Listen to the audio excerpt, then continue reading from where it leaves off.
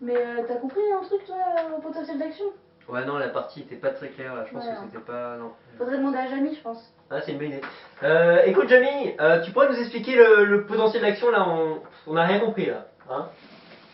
Le potentiel d'action? Mais bien sûr! Marcel, j'ai trouvé le moteur!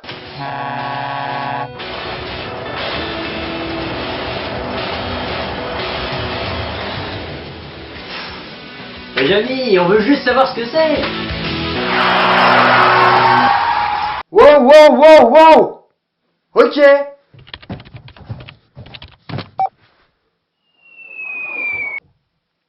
Eh bien, c'est très simple. Voici une de tes cellules nerveuses située à l'intérieur de ta langue. Ici en bleu, l'intérieur de ta cellule, aussi appelé le cytoplasme. Il est séparé du milieu extérieur par une membrane, ici en vert.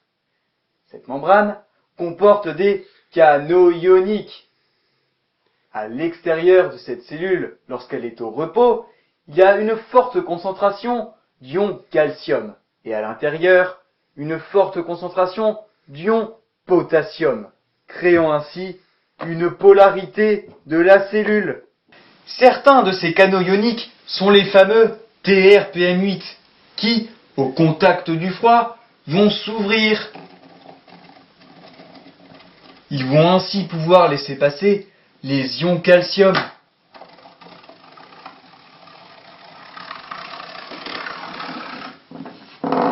Cela va ainsi créer une dépolarisation de la cellule. La cellule est alors excitée et, après la fermeture des TRPM8, pour retrouver son état initial, les canaux ioniques à potassium vont s'ouvrir, laissant sortir les ions potassium. Cela va ainsi créer une repolarisation de la cellule. Ce cycle est appelé la transduction et la dépolarisation qui la compose entraîne un potentiel d'action. Comprenez par là un message nerveux qui va être envoyé jusqu'au cerveau via des fibres nerveuses. Une fois arrivé au cerveau, ce message nerveux est interprété comme une sensation de fraîcheur. C'est pourquoi tu vas ressentir du froid dans ta bouche. Ah là, j'ai tout compris. Ah, c'était parfait. Eh Jamie, ça méritait un 20 sur 20!